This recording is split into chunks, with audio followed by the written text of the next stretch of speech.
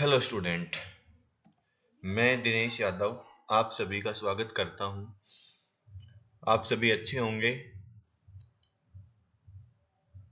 आज से हम अपनी नई स्ट्रीम आप सभी ने जो चूज की है, जो कि वर्ल्ड बेस्ट स्ट्रीम है, कॉमर्स। तो कॉमर्स का आज से हम अपना ऑनलाइन क्लासेस, यानी कि ऑनलाइन तो नहीं कह सकते, ऑफलाइन ही है, बट आपको एज ए आपके फोन से आप पढ़ सकते हो, कंप्यूटर तो कंप्यूटर से पढ़ सकते हो। मैं रिकॉर्डेड क्लासेस आपको सेंड कर रहा हूँ।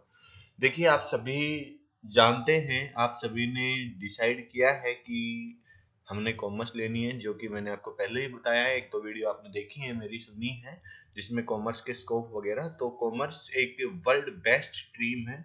आप सभी ने बहुत अच्छा डिसीजन लिया है। देखिए, हम स्टार्ट करते हैं अपने सिलेबस को, जो कि बहुत ही बेस्ट है। और हम बात करते हैं अपना पहला ही जो मेन सब्जेक्ट है हमारा कॉमर्स का, अकाउंटेंसी। तो मैं आप सबको बता देता हूँ। सबसे पहले तो आप सबको, वीडियो स्टार्ट करने से पहले आप सभी को नमस्कार। आप सभी ठीक होंगे, घर पे होंगे, अच्छे से अपने आप को अपना ध्यान रख रहे होंगे, अपने परिवार का। तो हम बात करते हैं आज से अपना नया जो सब्जेक्ट है, अकाउंटेंसी, जो कि आज तक आपने इसके बारे में नहीं सुना है। तो हम इसको बहुत ही ध्यान से और धीरे धीरे करेंगे। आप सबको बहुत इंटरेस्टिंग सब्जेक्ट लगेगा और रियलिटी में बहुत मजे आने वाले हैं इस स्ट्रीम में आपको। जो कि आज से हम स्टार्ट कर रहे हैं अपना फर्स्ट जो क्लास, जो कि इंट्रोडक्शन है अकाउंटेंसी की। तो सबसे पहले हम जानेंगे कि अकाउंटेंसी है क्या, कैसे इसका यूज होता है, क्यों हम यूज करते हैं, इसके क्या एडवांटेज, मीनिंग वगैरह, ये थोड़ी सी इसकी आज हम केवल अकाउंटेंसी की कुछ टर्म्स और इसका इंट्रोडक्शन देखेंगे। उसके बाद फिर हम आगे स्टेप टू स्टेप चलेंगे।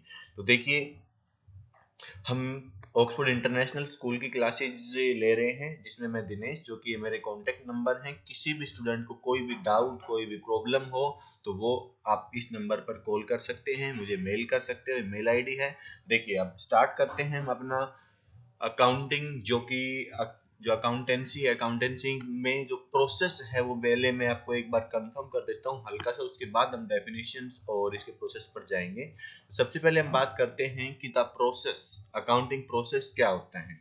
अकाउंटिंग प्रोसेस का मतलब होता है कि कोई भी पर्सन जो है वो डिसीजन लेता है, डिसीजन के बाद वो एक्शन लेता है किसका, इकोनॉमिक इवेंट का, और फिर अकाउंटिंग प्रोसीजर करता है उसमें, वो फिर उसको कम्युनिकेट कर देता है। तो accounting link decisions makers with the economic activities and with the result of their decisions.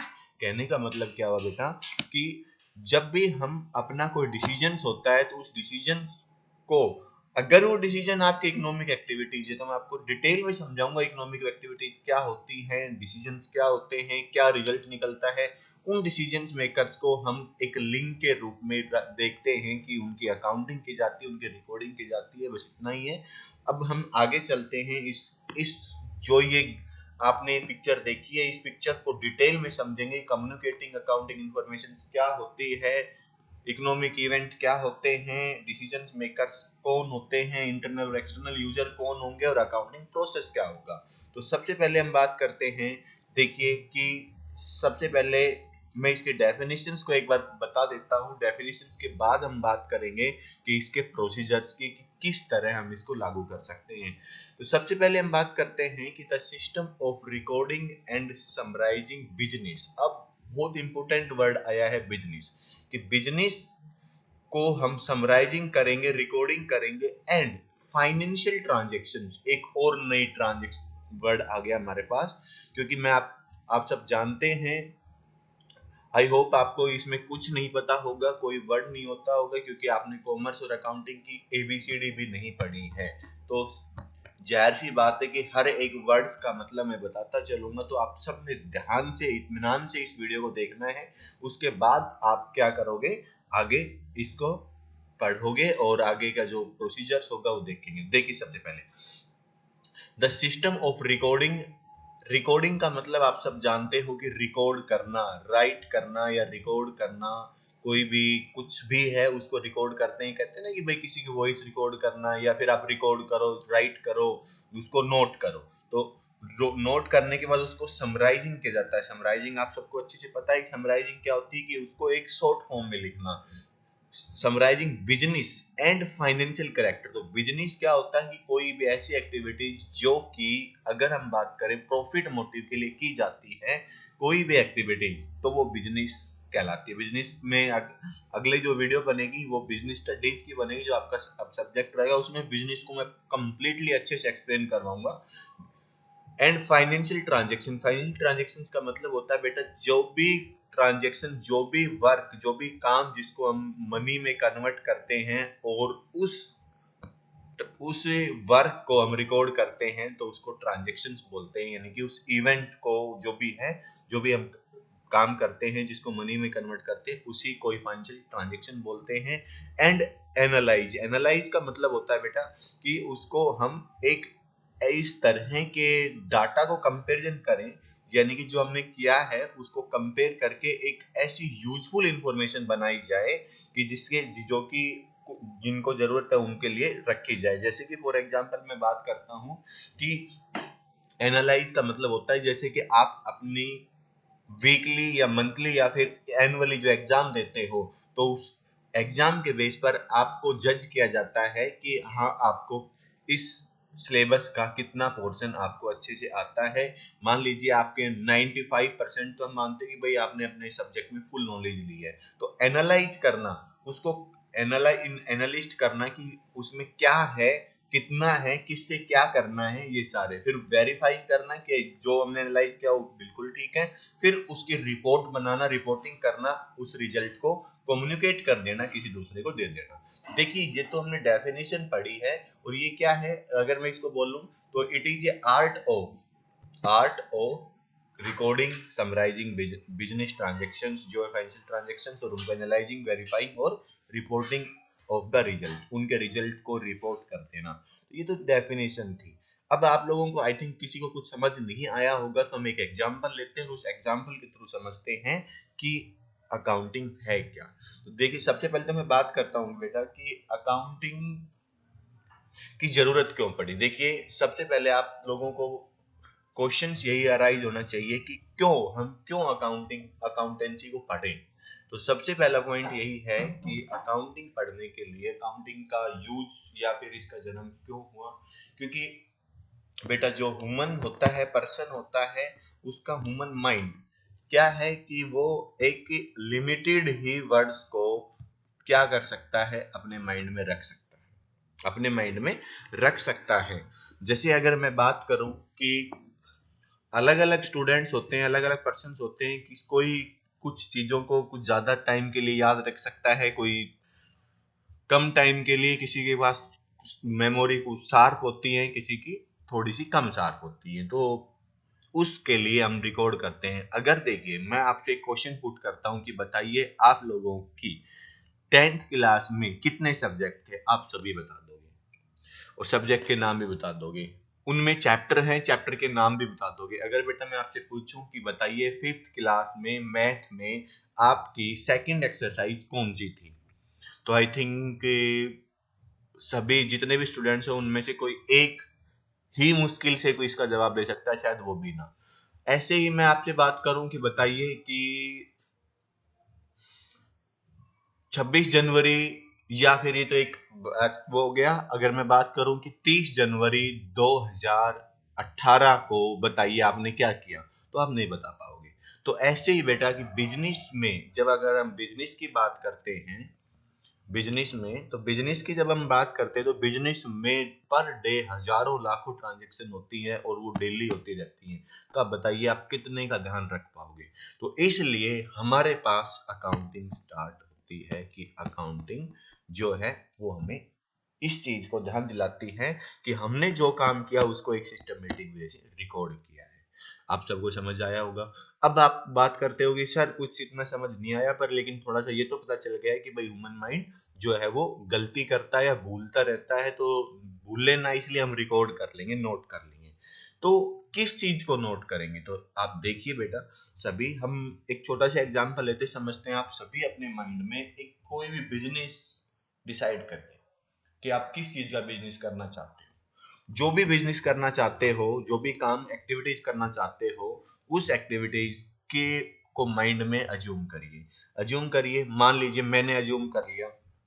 देखिए, मैं आपको एक छोटा सा एग्जांपल देता हूँ कि ये आपके पास क्या है, आपका जहां पर आप रहते हो, आपका शहर, आपका कस्बा या फिर आपका मोहल्ला या आपका गांव है। यहाँ पर मान लीजिए मैं बात करता हूँ कि यहाँ पर 100 फैमिलीज रहती हैं और हर फैमिली में 4-4 5-5 मेंबर, किसी में ज्यादा किसी में एवरेजली मैं बात करता हूँ कि ये एक छोटा सा आपका जो आप जहाँ पर रहते हो आसपास सारे 100 के लगभग घर हैं।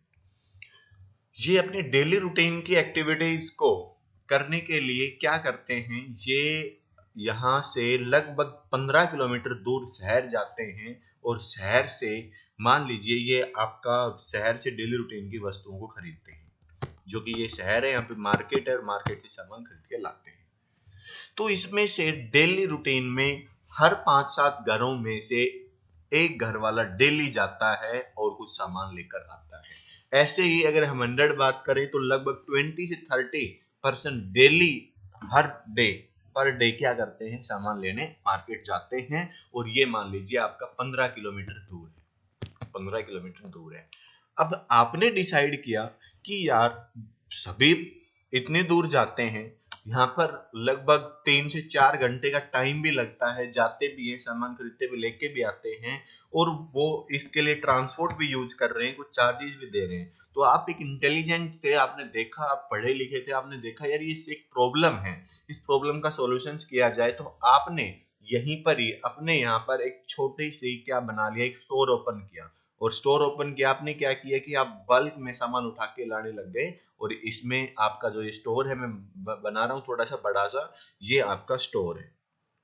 और इस स्टोर में आपने अपने यहाँ पर आप बैठे हो और यहाँ पर आपने क्या किया, यहाँ से सामान लाए और यहाँ पर आपने रख दिए। यहाँ पर सेक्शन बना लिया आपने, जैसे कि आप देखते हो अपने आसपास की जो शॉप्स हैं उनमें। तो आपने यहाँ पर जो कि डेली रूटीन के सामान को रख लिया, जो कि आपके कंज्यूमेबल आइटम्स होते हैं जो यूज करते हैं घरों में। तो डेली यानी कि यहाँ पर राशन का सामान रख दिया आपने। यहाँ पर आपने पर्सनल केयर के जो शैम्पू साबुन की बात करते हैं, यहाँ पर आपने बच्चों के लिए खाने पीने का सामान, बिस्किट वगैरह रख दिए। यहाँ पर कुछ ऑयल वगैरह या फिर जो हम और बात करते हैं कुछ और इक्विपमेंट रख लिए। यहाँ पर आपने कोल्ड ड्रिंक्स वगैरह, ये सारी चीजें आपने अपने दुकान को डेकोरेट कर लिया। और आपने अनाउंस करवा दिया कि भाई जो वहां जाते हैं उसी रेट में, लगभग उसी रेट में या फिर उसके 2-4% ज्यादा में आपको ये सामान मिल जाएगा। आपने इनको समझा दिया कि भाई आप यहाँ जाते हो 3-4 घंटे यूज करते हो और कुछ पैसे भी ज्यादा जो भी खर्च होते हैं, तो इतने ही पैसे में आप यहाँ से सामान ले सकते हो, आपका टाइम भी बचेगा और आपके जो पैसा है वो भी बचेगा। तो इस ये आपने स्टार्ट किया। अब आपने देखा कि यहाँ पर आपके सभी, आपके गांव में सब आपको जानते थे और आप भी उनको अच्छे से जानते हो।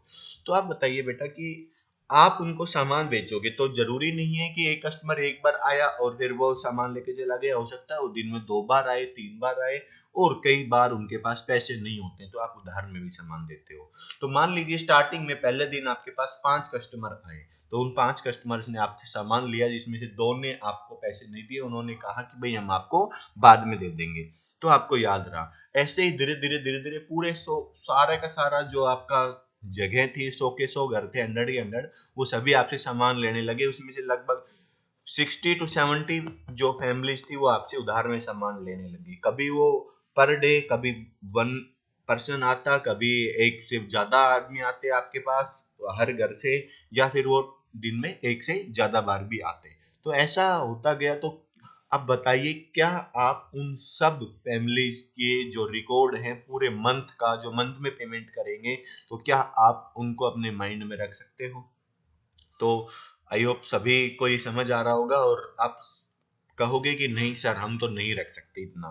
तो उसके लिए आपने क्या करते हो कि आप एक रजिस्टर बनाते हो, यानी कि उसमें रिकॉर्ड करते हो कि यहाँ पर मान लीजिए मिस्टर राम है, तो राम का यहाँ पर लिखा, राम 1 तारीख को ये सामान लेगा, 2 को ये ले गया, 5 को ये ले गया, 10 को ये ले गया, और उसका पूरे महीने में एक चिट्ठा बना लेते हो। जब वो राम आता है मंथ के एंड में पेमेंट करने, तो आप कहते हो भाई इतने रुपए, यानी कि 2000 रुपए आपके हो गए। 2000 रुपए का बिल देते हो, वो भी सेटिस्फाई, आप भी सेटिस्फाई। तो ये बिजनेस यानी कि आपका बिजनेस है, तो बिजनेस करने के लिए आपने किसकी जरूरत पड़ेगी? अकाउंटिंग की जरूरत पड़ेगी। अकाउंटिंग के यूजर बहुत सारे होते हैं, ये तो मैंने एक छोटा सा एग्जांपल दिया है, आई थिंक आपको समझ में आए। तो ये नॉर्मल सा काम है, छोटा सा काम है, जो कि कई बच्चे सोचेंगे कि हम क्या, हमने कोई दुकान थोड़ी खोलनी है, हमने तो बड़ा काम करना है, सीए बनना है, ये करना है। तो बेटा मैंने बताया वो भी इन्हीं कामों को करते हैं, चार्टेड अकाउंटेंट भी बिजनेस की रिकॉर्डिंग को रिकॉर्ड करते हैं, ट्रांजेक्शन्स को रिकॉर्ड करते हैं और आगे अपने आप को आगे लेके जाते हैं। तो बेटा आई थिंक आप सबको समझ आया होगा कि अकाउंटिंग होती क्या है, क्या काम करना होता है। तो एक सिस्टमेटिक रिकॉर्ड है बेटा। तो अब हम आगे चलते हैं। अब देखिए कि ये सिस्टम है, सिस्टम का मतलब सिस्टमेटिक रिकॉर्ड, किसका? रिकॉर्डिंग का। और समराइजिंग, समराइजिंग क्या हुआ कि देखिए अभी मैंने जो आपको बताया कि ये एक पर्सन है, एक पर्सन की ट्रांजेक्शन है बहुत सारी, मान लीजिए इसने महीने में 30 30 दिन में से 20 दिन सामान लिया, तो 20 ट्रांजेक्शन हुई। तो क्या आप उसको जैसे ही वो पैसे देने आएगा तो उसको ये कहोगे कि भाई 1 तारीख को आप ये सामान ले गए, 2 को ये लेके गए, 3 को? आप उसको मंथ के एंड में बताओगे कि भाई आपका ये बिल हो गया। अगर वो कुछ पूछता है कि भाई कैसे हो गया, तो आप उसको एक्सप्लेन करोगे, नहीं तो आपने केवल केवल उसका टोटलिंग अमाउंट बता देना है। उसको बोलते हैं बेटा समराइज करना। ठीक है, तो समराइजिंग हो गई, समरी हो गई। फिर जो कि ये मनी से कन्वर्ट था तो इसलिए फाइनेंशियल करेक्टर। फिर एनालाइज करोगे, एनालाइज क्या करोगे कि भाई आपने इस पूरे महीने में इन लोगों को कितने रुपए का सामान बेचा और आपने कितने का खरीदा था। खरीदने के बाद कितने का बेचा उसको आप क्या करते हो? एनालाइज करते हो कि भाई आपको प्रॉफिट हुआ, लॉस हुआ। फिर उसको वेरीफाई करते हो कि कहीं मैंने कुछ छोड़ तो नहीं दिया, कोई गलती तो नहीं करती। फिर उसको एक रिपोर्ट बनाते हो और वो अपने पास रखते हो उस रिजल्ट को, और किसी को चाहिए उसको बता देते हो। यानी कि ये छोटा काम था, बड़े काम में कंपनीज वगैरह में बना के हमने उनके ओनर्स को उस रिजल्ट को कम्युनिकेट यानी कि किया जाता है, ट्रांसफर किया जाता है। तो आई थिंक आप सभी को मीनिंग समझ में आया होगा कि अकाउंटिंग होती क्या है।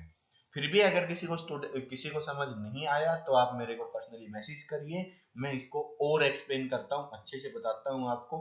क्योंकि आप फर्स्ट टाइम देख रहे हो और अगर क्लास में सामने होते तो और बेटर यहीं पर ही क्लियर हो जाता। फिर भी आप कोशिश करना कि अगर समझ नहीं आए तो मुझे डायरेक्टली बोलना, मैं आपके लिए और वीडियो बनाऊंगा, या फिर हम फोन पर भी कन्वर्सेशन कर सकते हैं, वीडियो कॉल कर सकते हैं। आप अगर आपके पास जो नेटवर्क सिस्टम है वो अच्छा है, यानी कि जो आपके फोन का जो नेटवर्क है वो अच्छा है, तो हम लाइव क्लास भी ले सकते हैं, जो कि जूम ऐप से डाउनलोड करके मैं आपको बताऊंगा। तो पहले आप ये वीडियो देखिए, वीडियो देखने के बाद आपको अगर लगता है कि हाँ समझ आ रहा है या कोई डाउट है, समझ नहीं आ रहा, तो हम उस प्रोसीजर पर चलेंगे। क्योंकि वो क्या है कि उसमें कुछ ही बच्चे जुड़ पाते हैं, कुछ स्टूडेंट, और जो कि वो कई बार नेटवर्क फेल भी हो जाता है। क्योंकि हम कई बार ये लाइव क्लासेस लेते हैं तो उसमें टेक्निकल प्रॉब्लम ज्यादा आ जाती हैं, तो उसमें मजे नहीं आते, तो इसलिए ये रिकॉर्डिंग क्लासेस चल रही है। देखिए बेटा, अब हम आगे बढ़ते हैं। अब इसमें थोड़ा सा देखते हैं कि ये है क्या।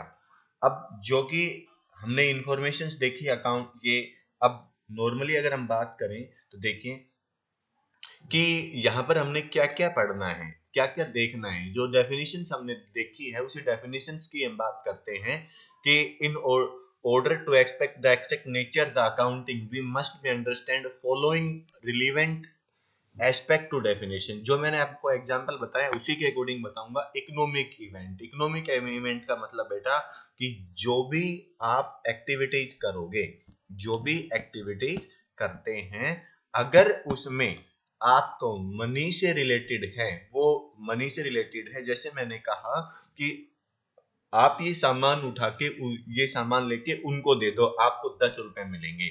तो जहां पर मनी कन्वर्ट है तो वो क्या है? वो इकोनॉमिक इवेंट, इकोनॉमिक एक्टिविटीज है बेटा।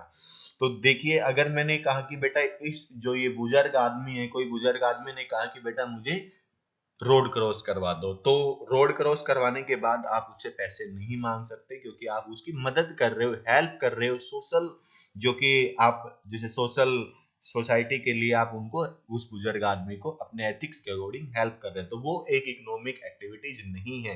इकोनॉमिक एक्टिविटीज हो जाए जिससे आपको जो आप काम करते हो उस काम के बदले आपको कुछ ना कुछ मिलता है, जिसको आप मनी में मेजर कर सकते हो, उस एक्टिविटीज को, उस काम को, उस प्रोडक्ट को, जो कि मनी में मेजर किया जा सकता है, वो इकोनॉमिक इवेंट होता है। उसके बाद हम बात करेंगे कि identification, measurement, recording, communicate communication. देखिए सबसे पहले तो बेटा हम बात करते हैं, जो हमने इस चैप्टर में पढ़ना है, कि हम देखेंगे कि हमने जो भी बिजनेस स्टार्ट किया है उस बिजनेस में हम कोई भी काम कर रहे हैं उसको आइडेंटिफाई करेंगे कि क्या ये हमारे बिजनेस से रिलेटेड है। बिजनेस से रिलेटेड है तो वो आपने इंट्रोडक्ट उसको जान लिया है। फिर उसके बाद देखेंगे क्या ये इकोनॉमिक एक्टिविटीज है या फिर डायरेक्टली कोई ऐसा काम है। फिर उसको मेजरमेंट करेंगे कि क्या इसको कितने रुपए में, कितने पैसे में हम इसको कन्वर्ट कर सकते हैं। कन्वर्ट हो जाएगा उसके बाद हम क्या करेंगे, उसको रिकॉर्ड करेंगे बेटा। और रिकॉर्ड करने के बाद हम कम्युनिकेट यानी कि जिससे रिलेटेड है उसको हम वो इन्फॉर्मेशन भेज देंगे कि भाई आपका इतने का बिल हो गया, आपका इतना काम हुआ, इतना ये हुआ, ये हम भेज देंगे।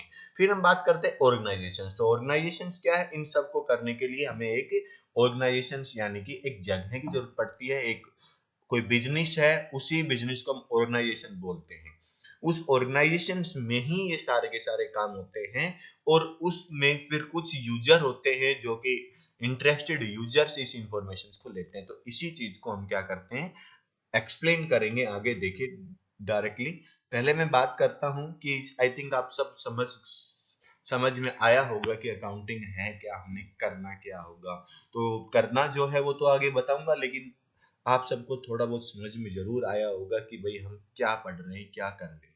देखिए नेक्स्ट, अब मैं बात करता हूं कि भाई अकाउंटिंग की जो हिस्ट्री और डेवलपमेंट कैसे हुआ, थोड़ा सा जान लेते हैं। ये थोड़ा बोरिंग रहेगा, फिर भी मैं आपको थोड़ा बता देता हूं।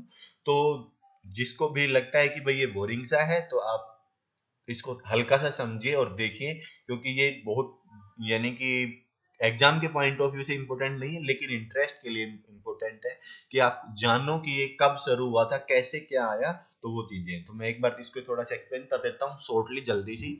तो accounting enjoy the remarkable heritage, यानी कि जो हमारी पुरानी चीजें होती हैं, पुरानी कोई एक्टिविटीज होती हैं, उनको हम क्या करते हैं, याद करते हैं, यानी इंजॉय करते हैं। कि हम जैसे मैंने बताया कि अगर कोई ऐसा वर्क है जो हम भूल गए, लेकिन अगर हमने वो लिखा होगा यानी कि उसको रिकॉर्ड किया होगा, उसकी अकाउंटिंग की होगी, तो हम उसको नहीं भूल पाएंगे और उसको आज प्रेजेंट में भी इंजॉय कर सकते हैं। जैसे आपने किसी को पैसे दिए, आपने 100 लोगों को पैसे दिए और आपने रिकॉर्ड नहीं किया, तो उनमें से 20 लोग भाग गए और आपको पता ही नहीं कौन थे। तो आप क्या करोगे, आपको पता ही नहीं, तो आप नहीं उस चीज को एंजॉय कर पाओगे। लेकिन आपको पता है और आप उससे पैसे मांगते हो, आपको मिलता है, तो आप एंजॉयमेंट कर सकते हो। यानी कोई भी ऐसी इन्फॉर्मेशन जो कि आपने रिकॉर्ड की हो। देखिए next, the history of accounting is old age civilisation, यानी कि अगर हम बात करें कि ये काफी पुरानी है, इसको इसके हिस्ट्री एक बहुत ही पुरानी सिविलाइजेशन है, यानी कि एक सिविल की बातें हैं। तो देखिए नेक्स्ट हम बात करते हैं कि history to accounting most likely shown the, जो कि आपके पास Babylon is the Egypt around 400 BC, यानी कि हम 4000 बीसी, यानी कि जो कि हम बैक सेंचुरी की बात करते हैं कि 4000 साल पहले, हम 4000 ईयर पहले ये स्टार्ट हुआ था, तब से चलता आ रहा है। जो who record the transactions of payment of wages taxes on, जो कि कैरी टेबल्स, जो भी यानी कि बनाते हैं और उसको रिकॉर्ड करते हैं। भाई काम करवाया, उसको पेमेंट दी वेजेज में या टैक्सेस पे किए गए। तो ये तब से है जब से किसी काम को करने के पैसे दिए जाते हैं और टैक्स वगैरह, यानी कि पहले की बात करें तो राजा महाराजा भी टैक्स लेते थे। यानी कि जब हम बात करें जैसे लगान, आपने पढ़ा होगा कि अंग्रेज जो थे वो लगान वसूल करते थे, वो टैक्सेज ही होते थे। तो हिस्टोरिकल इवेंट रिलेटेड टू एगेम्पेंटिस use some form of accounting for the, जो कि आपके पास ट्रेजरी विद द गोल्ड। पहले हम इसको गोल्ड के रूप में मानते थे कि जब गोल्ड चलता था तो गोल्ड एक वैल्यूबल अमाउंट होता था, जिसके जैसे आज के पास हम रुपीज में ट्रीट करते थे, पहले ये गोल्ड में ट्रीट किया जाता था। तो यही था कि जो ट्रेजरीज होते थे उनमें पैसा रखा जाता था, यानी गोल्ड रखा जाता था और वो आगे काम किया जाता था। जिसमें हम बात करें कि जो कि वर्सेस द प्राइम मिनिस्टर और month report to send to king, यानी कि वो जो प्राइम मिनिस्टर होते थे, जो मंत्री होते थे, मेन मंत्री होते थे किसके, राजा महाराजा के, तो वो उनको रिपोर्ट देते थे कि इस महीने में हमें इतना इतना अमाउंट मिला है, इतना नहीं मिला है। तो जो कि बाद में क्या हुआ कि known the city of commerce, तो ये क्या बना, एक कॉमर्स नाम की सिटी थी, तो उसके नाम पे ये सारा का सारा क्या पड़ा कि कॉमर्स यहाँ पर रिकॉर्ड किया गया। Use to accounting business uncover losses take the place fraud lack of efficiency. तो इसके लिए जब हम रिकॉर्ड करने लगे और अकाउंटिंग करने लगे तो उसे पता चला कि कोई पर्सन कितनी एफिशिएंसी में काम कर रहा है, कितनी उसकी कमियां हैं, क्या फ्रॉड कर रहा है, ये सारी चीजें क्या हुई। तो उसके अकॉर्डिंग क्या हुआ कि इसको एक अच्छे वे में 400 बीसी 700 बीसी टू 400 एडी, यानी कि इतने साल पहले इसको एक अच्छे फॉर्म में लाया गया, जो कि चाइना यूज टू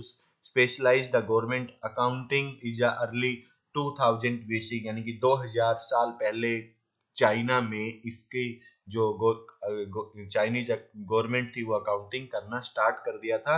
और धीरे धीरे धीरे ये सारे वर्ल्ड में फेमस होता चला गया। इसमें बहुत सारी बुक्स भी बनाई गई थी, तो उन बुक्स के अकॉर्डिंग ये क्या था, ये रिकॉर्डिंग करते गए और मेंशन करते गए, रूल रेगुलेशन बनते गए और ये ऑल ओवर वर्ल्ड फेमस होता चला गया। आज इंडिया में हर चीज, हर बिजनेस की अकाउंटिंग होती है, रिकॉर्डिंग होती है, यहाँ तक कि हम अपने घर में भी करते हैं कि जब हम मंथ का एक डाटा निकालते हैं कि कितने रुपए हमने कमाए और कितने रुपए हमने इस महीने में खर्च किए, तो उसको रिकॉर्ड करना ही क्या होती है, अकाउंटिंग होती है। बस वो हम बात करते हैं कि इसी फॉर्म को एक सिस्टमेटिक करते हैं तो वो एक स्टैंडर्डाइज अकाउंटिंग होती है, जो कि कॉर्पोरेट अकाउंटिंग की बात करते हैं।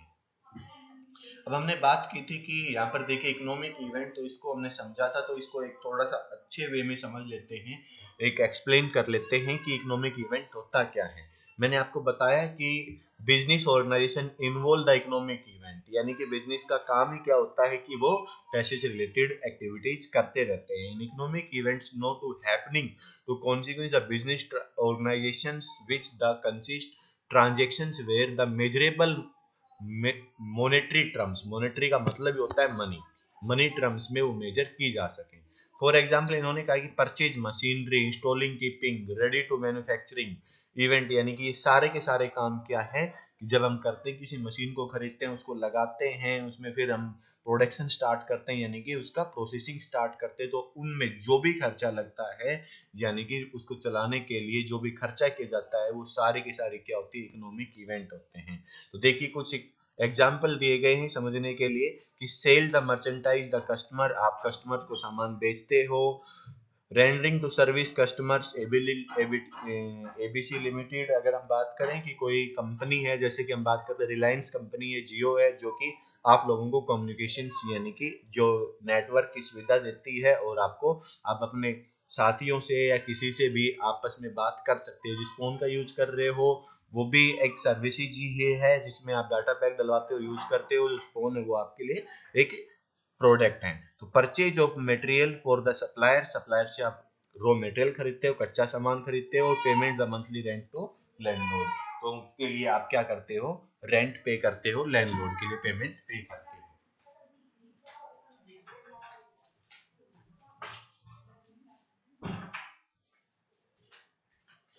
देखिए नेक्स्ट की हम बात करें तो ये क्या था आपके पास, इकोनॉमिक इवेंट। आई थिंक आप सबको समझ में आ गया होगा कि internal event, the economic event इंटरली between the internal wings and in enterprise, यानी कि अंदर जो भी काम होता है, जो भी रिकॉर्ड होता है, वो सारा का सारा इकोनॉमिक इवेंट के बेस पर ही होता है। तो मैन्युफैक्चरिंग डिपार्टमेंट, पेमेंट या एम्प्लॉइज, यानी जो भी है वो सब मनी से जो रोल होता है, वो सारे के सारे इकोनॉमिक इवेंट कहलाते हैं।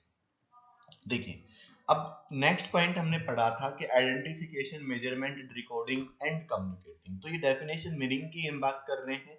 तो आइडेंटिफिकेशन, आइडेंटिफिकेशन का मैंने बताया था कि सबसे पहले तो आप ये देखोगे बेटा कि ये आपके बिजनेस के से डायरेक्ट रिलेशन रखता है या नहीं रखता, यानी कि आपके बिजनेस, आप जो काम कर रहे हो उसके रिलेटेड इंफॉर्मेशन है या नहीं है।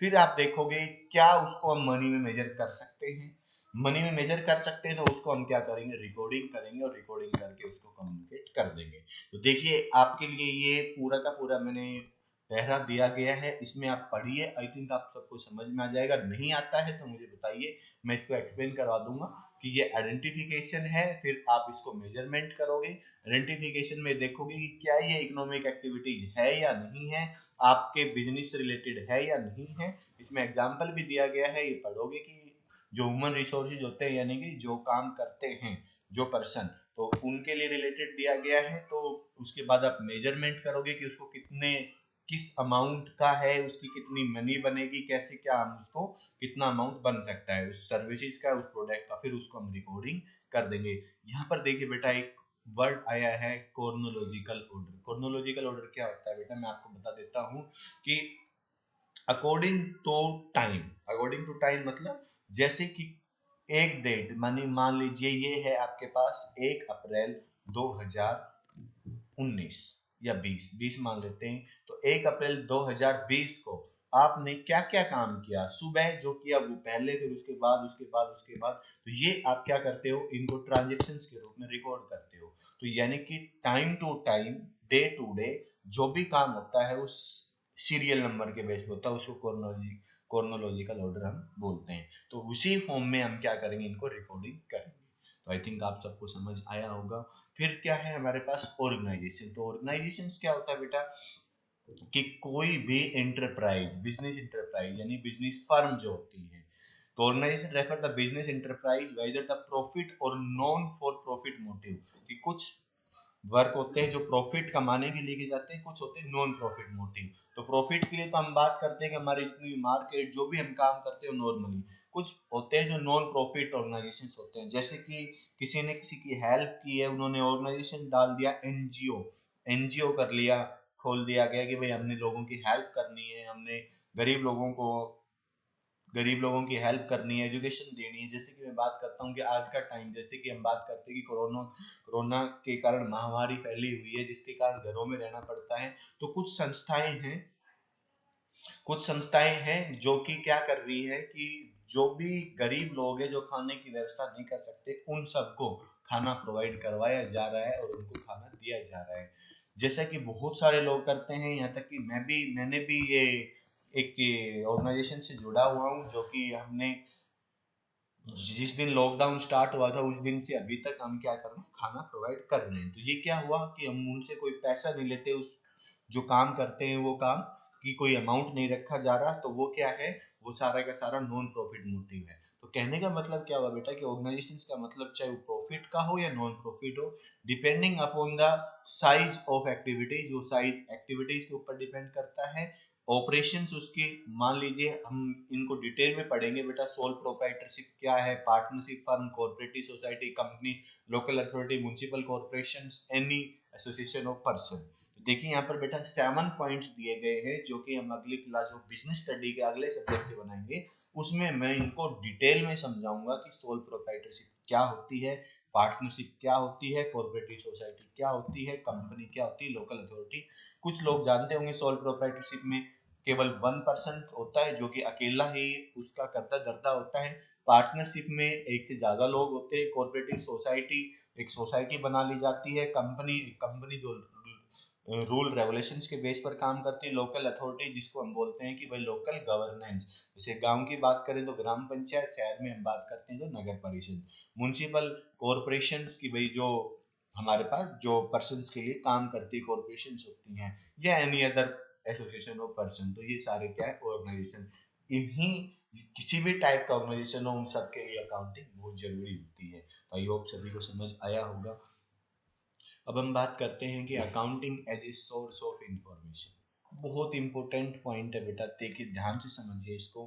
क्या कहा गया है कि accounting is a source of information. बहुत इंपॉर्टेंट रोल है कि हमें कुछ भी चाहिए, तो फॉर एग्जांपल आपको ये पूछना है, आपकी फैमिली, आपके पेरेंट्स ये पूछ लें कि आपको कह दिया गया कि बेटा आप 10th क्लास हो चुकी है, अब आपने अपने घर को देखना है और घर का खर्चा चलाना है। अब हमें नहीं पता, ये लीजिए पैसे, और आपने जो भी डेली रूटीन की एक्टिविटीज होती हैं वो आप करिए और हमें लास्ट में बता दीजिए।